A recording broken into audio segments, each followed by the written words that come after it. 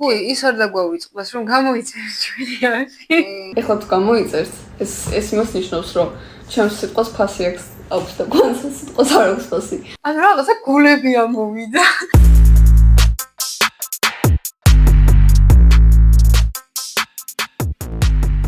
გამარჯობა.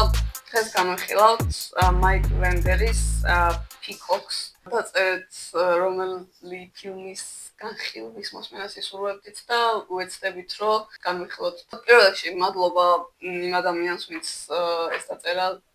იმედია ეს თქვენი საყვარელი ფილმი არ არის და მაგიტომ რა დაწერეთ და უბრალოდ გაინტერესებდათ ჩვენი აზრი. დაიწყე კონცა. აი, პირველ რიგში მაშინ დავიწყოთ სახელით. სადღაც ფილმის ნახევრამდე არ ვიყავ მისული, რომ პირველი კომენტარი რაც გავაკეთე და ესეც საგულისხმოა, რომ პირველი კომენტარი ფილმის ნახევარზე რომ მივედი, მაშინ ჩავიწერე. იყო სახელწოდება. ეს Peacock-ი არის ქალაქი, სადაც მიდის მოქმედება. და როდესაც მთლიანი პუნქტის და რაღაც გეოგრაფიული ობიექტის სახელს არ ქმნილ ფილმს უნდა თამაშობდეს რაღაც მნიშვნელოვან როლს. ეს ადგილი უნდა განსაზღვრავდეს მნიშვნელოვნად რაიმეს. აქ ასე არ იყო, იმიტომ რომ ეს პერსონაჟი Peacock-ში ცხოვრობდა თუ დოგვილში, დიდი მნიშვნელობა მაგას არ ჰქონდა, ხო არ აქვს. სახელი ძალიან მნიშვნელოვანი არის ყველანაირი ნაწარმოებისთვის, ნებისმიერ ხელოვნების დარგში. არ ვიცი როგორ მივიდეთ აქამდე, მაგრამ ძალიან არასწორი სახელი არის ამ ფილმისთვის, იმიტომ რომ არის ფსიქოლოგიური თრილერი. ბევრად უფრო საინტერესო სახელის დარქმევა შეიძლებოდა, ნუ მოფიქრება შეიძლებოდა. ой, ის არ დაგვავიწყდეს, რომ გამოიწერს ჩვენი არხი. ძრეკო. ჩემი პირველი კომენტარი ამთან დაკავშირებით იქნება, რომ აი თავიდანვე რა როგორც კი ეს მოდი რუტინა დავარქვათ, რომ ამ პერსონაჟის რუტინა გამოჩნდა, რასაც აკეთებს ყოველდღიურად, ანუ მაშინვე გამახსენდა რა თქმა უნდა ალფრედ ჰიჩკოკის ციკლ, მაგრამ რაც უფრო მეტად მახსენდებოდა და გასაგები ამერამ თუ იყო ინსპირაცია და რაღაც ინსპირაციას არაფერს ვერ ჩიშ თქონების წყარო კაია ზოგადად ხელოვნება ეგრეა რომ ერთმანეთისგან იღებენ ამ ინსპირაციას და ესე აგურებივით რავი შენდება მოკლედ ყველა ნაწარმოები ისეთი სახის ინსპირაცია იყო თითქოს უყურა ფსიქოს ძალიან მოეწონა რეჟისორს იფიქრა რომ ეხლა ამ ფილმში რომ ეს plot twist-ი რო არ ყოფილიყო და მთელი ფილმის განმავლობაში რო ვწოდნო და რეალურად რა ხდება, როგორი იქნებოდა მაშინ ეგ ფილმი და გადაწყვიტა რომ ეგ გადაიღო. აი, თვითონ ის ფაქტი რომ ფსიქოს გახსენებს ამ დიდებულ და საკულტო ფილმს და მე ეს ფილმი ესეთია, კილიან მერფი რო არ თამაშობდეს, არ ვიცი რა იქნებოდა, იმიტომ რომ მართლა არაფერი არ არის, ეს ხელოვნურად შექმნილი დაძაბულობა. შენ ახლა რას თქვი, რომ რა ვერსია შეიძლება ყოფილიყო რატო გადაიღო? ეგ არც კი მიფიქრია, იმიტომ რომ რაღაც მხრივ ძალიან პატივს ვცემ თითქოს ადამიანს ამ დამოკიდებულების გამო. ვერსია რაც ჰქონდა, რომ აი რო ყოფილიყო plot twist-ი, როგორი იქნებოდა. ძალიან კარგი ასე რომ უყურებს ხელოვანი, რომ აი რაღაც რო სხვანაირად ყოფილიყო, მაგრამ ასეთი რაღაც მუშაობს იმ შემთხვევაში, თუ სწორ საკითხზე სვამ კითხვის ნიშანს. და ამ შემთხვევაში ამ თავარი ზუსტად plot twist-ია ყველაფერს, ნუ გასაგებია რომ მარტო ამ ყველაფერს თავარი ეს შოკი რაც არის იმის ამოგდება რომ გინდა აი ცოტას ისეთი მიდგომაა რომ ხო სითამამეა და რაღაც სითამამე გამოიჩინა მაგ მხრივ შეიძლება პატივისცე ადამიანს. აი ერთი მომენტი კიდე ხელოვნურობასთან დაკავშირებით რაც მინდა ვახსენო რაღაც სტერეოტიპური რაღაცები თითქოს არ უნდა გაიკეთებინა, მაგრამ თანადროს გააკეთა კიდეც ერთ-ერთი ყველაზე მეტად რამაც ამ ფილმში გამაღიზიანა იყო პატარა ჯეკს გაუწყდება თებში კაფეა თუ რაც არის მის მეპატრონე ბავშვს ჩხუბს უწყებს და ემა ეუნება ამ კაცს რომ უყვირის რომ არ გაბედო და ბავშვს არ გაუბრაზე და არ უყვირო. ძალიან ძალით ჩასმული კადრი იყო, ძალიან ძალით ჩასმული ეპიზოდი იყო. აი როგორი დამოკიდებულება აქვს ბავშვების მიმართ და განსაკუთრებით ჯეკის მიმართ. რაც მანამდე ნაჩვენები იყო მოქმედებაში და კამერითაც იყო ნაჩვენები. და ეგ ეპიზოდი იყო ძალიან გამაღიზიანებელი ჩემთვის პირადად. მართლა გამაღიზიანებელი ზუსტად ეგ სიტყვა, იმიტომ რომ აი რამდენიმე მომენტში მართლა ძალიან გავღიზიანდი და ან მინდოდა რომ ან რაღაცეთ გადამეხვია რა. პირველი შეიძლება მიიჩნიათ რომ უფრო რაღაც სწორხაზოვანი ფიქრია ეს რაც ახლა ვიტყვი, მაგრამ რეალურად როცა ფილმი არის მაინც რეალისტური, არ გაგრძნობინებს არანაირად რომ უნდა წარმოიდგინო რომ რაღაც სხვა სამყაროა, რაღაც სხვა წესები აქვს, რაც შემდეგ ჩვეულებრივი ჩვენი რეალობაა რა. ყველამ ვიცანით კილიან მერფი ხო? ემას მაკიაჟი, პარიკი, ყველაფერი როცა ეცვა, მაშინაც ვიცანით ხო ალბათ კილიან მერფი. ანუ არ გაგვჩენია კითხვა, რომ ეს უცნაური ქალი ვინ არის? საიდან გაჩნდა? ეგ რო გავიფიქრე, თავიდან მეთქი, თათა კარგი დაწყნარდი რა რეებზე ფიქრობ, ფილმია, მაგრამ მე უფრო და უფრო გავხიზიანდი, იმიტომ რომ გამოჩნდა რომ ეს ფიქოქი არის ძალიან პატარა ქალაქი, რომ ცხოვრობს რავი ალბათ 1000 კაცთან, 800 კაცს თუ რაღაცა. ხო იცით ფილმს რო უყურებ და რაღაც ძალიან რო არ მოგწონს, განხილვებში შესვლაზე გადიდად არ მიყვარს, მაგრამ იმდენად რო არ მოგწონს რაღაც, რომ გინდა რომ განხილვებში იპოვო ვიღაც, ვისაც შენსავით არ მოსწონს ეს რაღაც. ერთი კარგი ადამიანის კომენტარს მივაგენი, რომელსაც პირდაპირ ეწერა ეს ერთი წინადადება, რომ ყველაზე არარეალისტური რაც ამ ფილმშია და ასეთ ფილმში, როცა ესეთი რაღაც არის, ესეთი მნიშვნელოვანი რაღაც არარეალისტური, ძალიან გამაღიზიანებელია და ისეთი, რომ ყურების სურვილს გაკარგვინებს. და ამ ადამიანს ეწერა, რომ 800 კაციან ქალაქში, სადაც აშკარად ყველას იცნობს, ანუ შერიფთან, პოლიციასთანაც ესეთი მეგობრული დამოკიდებულება აქვს. ხო, იქ ვერ იცნეს, რომ ეს იყო ანუ ვერ იცნეს კი არა. ერთი ესეთი კომენტარიც კი არის იყო, რომ შენ და შენი ცოლი როგორ გავხარდა ეს მომენტი? ეგ კი არა, ანუ თავიდან ხო არც იცოდნენ რომ ცოლი იყო. ის კი არის ფიქრეს, რომ იქნებ, შენ დაც ყავს. არა, ეგრევე ის ფიქრეს, რომ ეს ალბათ შენი ცოლია. ეგ იყო ჩემთვის, უაღრესად გამაღიზიანებელი და თან ერთადერთი ხელოვნური რაღაც არ იყო, ანუ ამ მნიშვნელობ ეგ სცენაც რა თქმა უნდა, მესმის თვითონ როგორც სცენის დონეზე ძალიან მნიშვნელოვანია, მაგრამ ეხლა გულისხმობ როგორც სიუჟეტის განვითარებისთვის რა. ეს ხო ძალიან მნიშვნელოვანი რაღაც არის, ანუ მეორეც ანუ ახლოს არის ამასთან. რაც სჭირს, ანუ ამის სიტუაცია თუ რა მდგომარეობა აქვს ფსიქოლოგიური დასახელება და ქვია DID. პიროვნების გაორება და ანუ არის სტრუქტურა მარტო გაორება არ არის. split თუ გაქვთ ნანახი, მეორე ფილმი რო გითხარი გამახსენეთ თქო, ეგ გამახსენდა split. იქაც არ მომწონს ის, რომ ძალიან გარომანტიზირებული თუ და ვისაც აქვს ეგ დაავადება რეალურად, ისიც ეგრე ფიქრობს, რომ ეს ფილმი არის ძალიან თითქოს სამეცნიერო ფანტასტიკაა რა და ესეც რაღაც მომენტში ზუსტად მაგ განცდას ტოვებს, რაც ძალიან გამახიზიანებელი და უპატივცემულობაც არის. ჩემი მას კი არა, მაგრამ ვისაც აქვს ეგ დაავადება, მე მგონია რომ იმან რომ ამ ფილმს უყუროს, მიიჩნევს რომ ეს არის უპატივცემულობა. ისეთი განცდა ხო არის, რომ არ იცის, ან ემა დამოუკიდებლად იღებს გადაწყვეტილებას და როცა ემა არის, ჯონი მაშინ არ არის რა. ფილმის ბოლოსკენ ეგ კარგავს, ანუ ხო, ეგ აღარ არის თქოს მე თანხმედაში, ანუ ერთად მოქმედებენ, ანუ არ ვიცი ხალხო რატომ, ანუ დრამატურგიულად ყველაზე მნიშვნელოვანი ხაზი, რაზეც არის აგებული ფილმი და რატომაც მოუნდა ალბათ საიქოს რაღაცას რეაქციის გამოხდება, ის არ არის გამართული და ვერ ხვდები მე უბრალოდ მაშინ რა არის ეს ფილმი.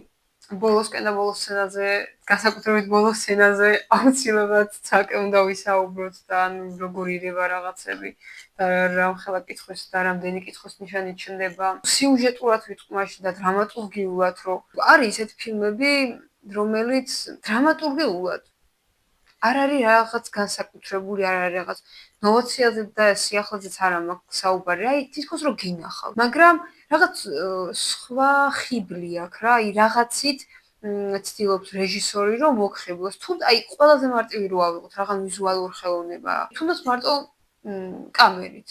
ანუ უყურებ რაღაცას, რაც ჟანრი კინო მაგალითად რა. ზუსტად. აქ მეტუმეტეს ახლა თრილერი რო აქვს არჩეული, თრილერად რო აქვს არჩეული. ჩემი აზრით ასეთი რაღაცა ბევრად უფრო გაძლევს იმის საშუალებას, რომ მაყურებელი ჩაითრო და თრილერი ზუსტად ეგ არის პირველ რიგში, რომ მაყურებელი რამ უნდა ჩაითროს უფრო მეტად, მე თრილერმა არ ვიცი.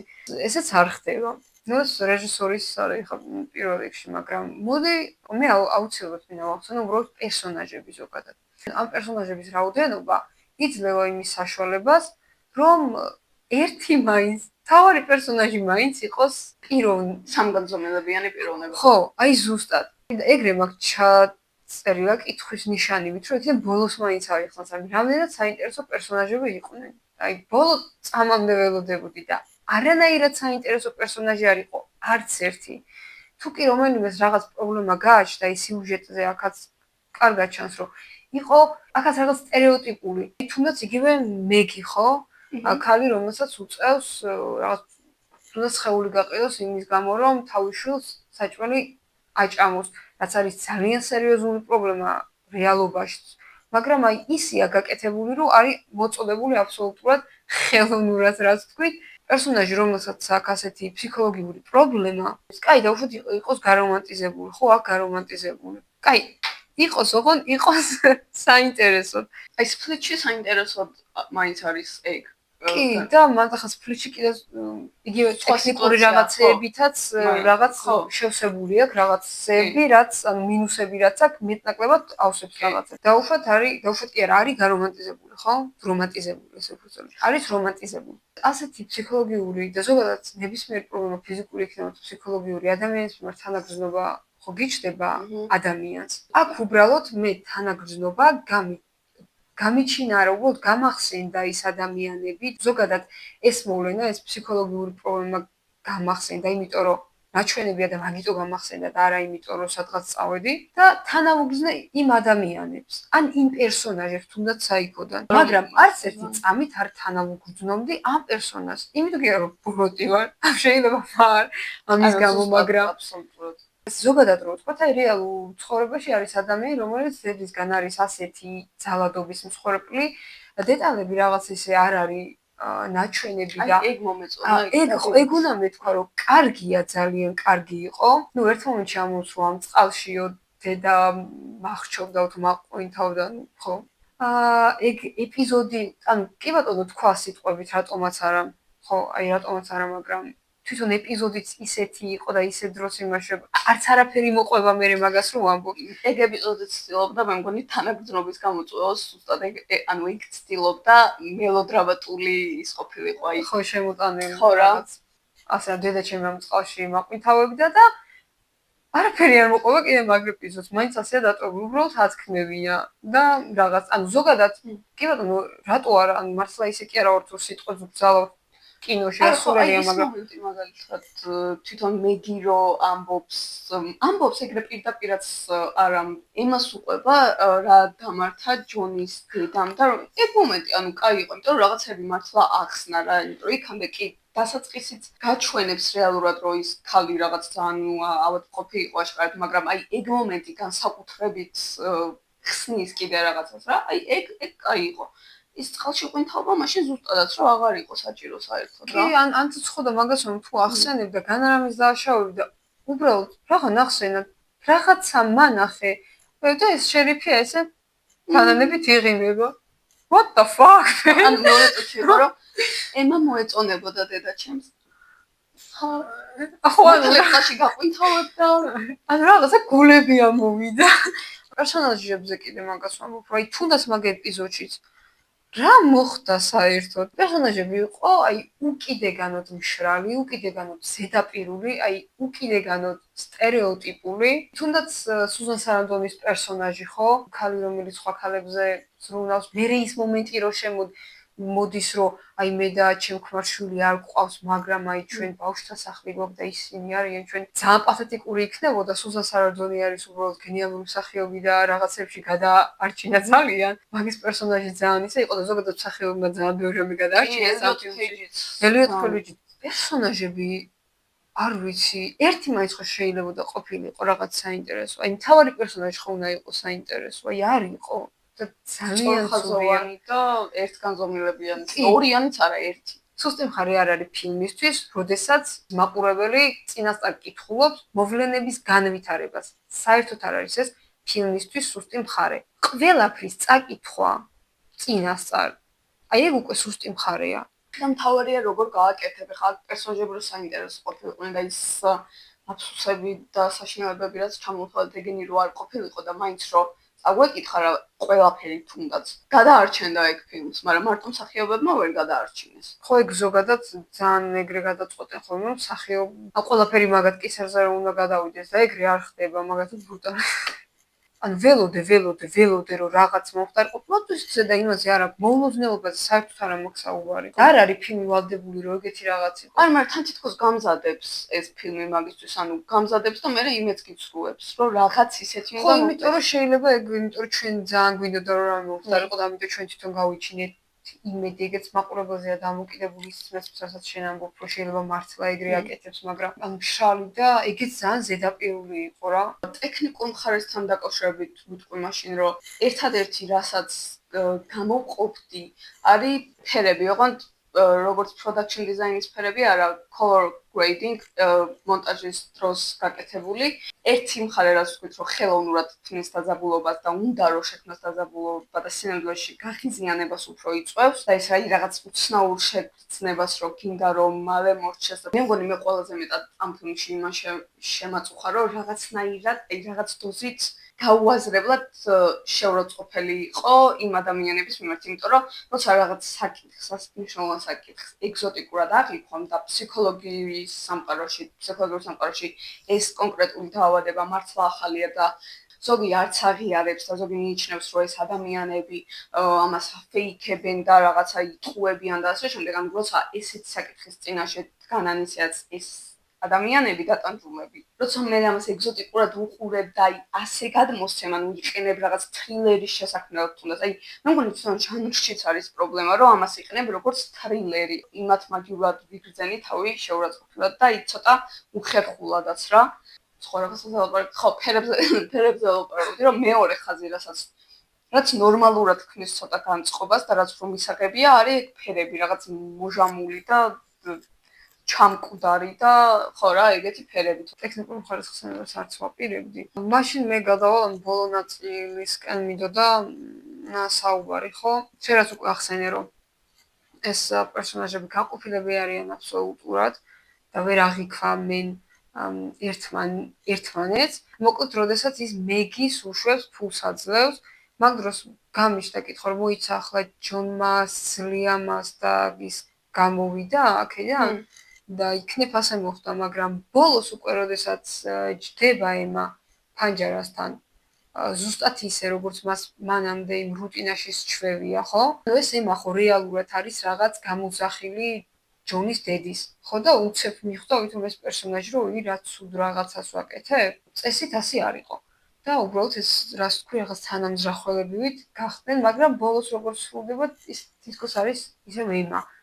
მაგრამ რისი თქმა უნდა ამით ღია დასასრული, ღია ფინალი ფილმებს აი გაქვთ ხოლმე რა, რომ გონიათ რომ ფილმს თუ ღია დასასრულს მიცემენ, რაღაც გენიალური გავაკეთე, გენიალური შექმენი. ღია დასასრული არ ნიშნავს უპასუხისმგებლო დასასრულს რეჟისორის მხრიდან, რომ მოგიგდოს რაღაც და თვითონ არ ჩადოს აზრი. ანუ ღია დასასრულში როგორც წესი ავტორის აზრი დევს, უბრალოდ იმის საშუალებას გაძლევს, რომ შენი აზრი იციდოს, ანუ რაღაც სივრცეს ტოვებს. ეს იყო სრულიად ცარიელი სივრცე თითქოს. ანუ თავისი არაფერი არ ჩადო. აქ არ იყო ეს ღია დასასრული, არ ქვია, უნდა ალბათ რომ გაიკეთებინა. ეს იყო რომ ან ვერ მოიფიქრა დასასრული, ან უნდა რომ გაიკეთებინა და ვერ გაიგო რა არის ღია დასასრული და ასე იქნა. ძალიან დიდი კითხვის ნიშანი გამიჩინა, მაგრამ ეს კითხვის ნიშანი არ არის, რასაც უნდა გიჩენდეს ღია დასასრული. აი შენ რას თქვი, რომ როგორ შეიძლება განვითარებულიყო ამ შემდეგ მოვლენები, მაგრამ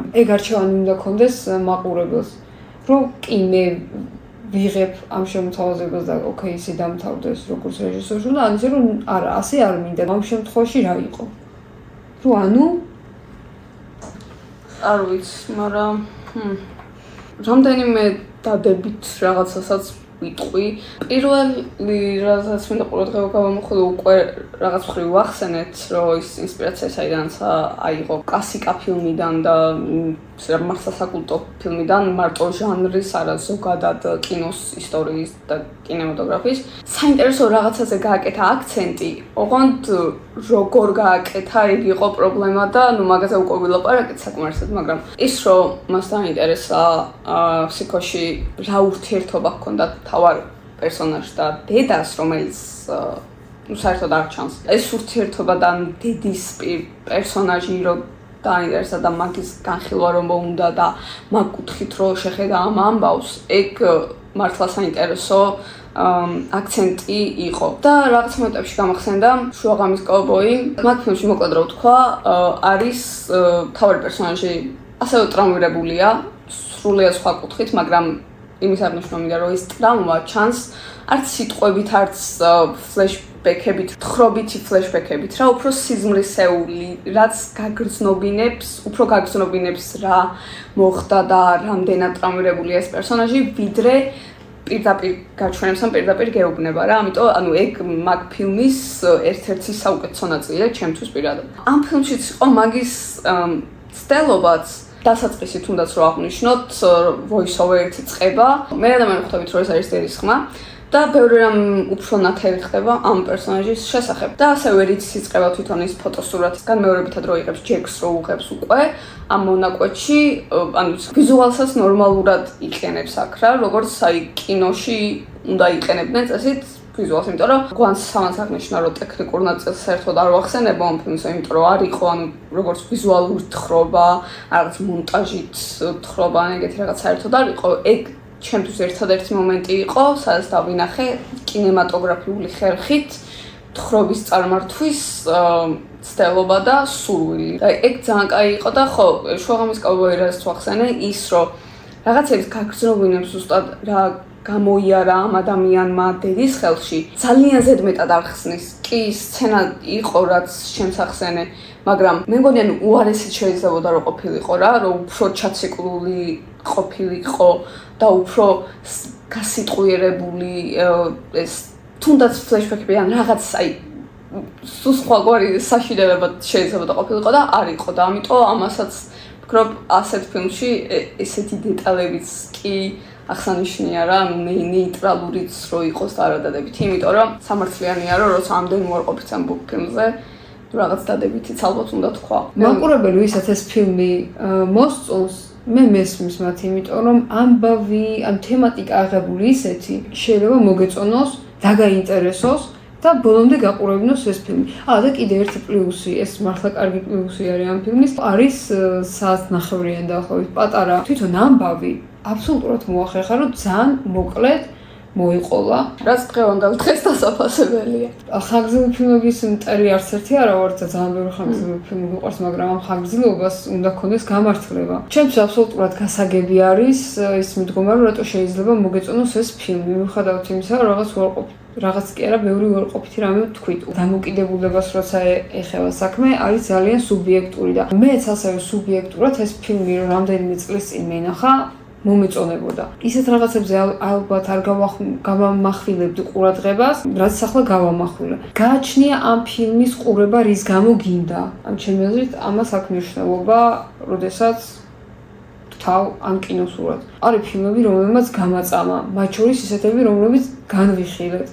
ამ ფილმზე ამის თქმა არ შემიძლია, ვინაიდან ეს იყო მაყურებლის შემოთავაზება, არ შემეძლო უბრალოდ არ დამჯდარიყავი და 100 თვალით და 100 ყურით არ მეყურებინა ამ ფილმისთვის, მაგრამ სხვა შემთხვევაში რომ ჩამერთო, რა რამე ფილმი, მაგრამ ეს ფილმი სიმართლე გითხრათ ჩანიშნული მქონდა კარგი ხანი. ჯერ მარტო მაგის გამო მადლობა რომ ერთი ფილმი ამომაგდებინეცი და მე რავი აღარაფერს აღარ დავამატებ თვითონ ფილმთან დაკავშირებით.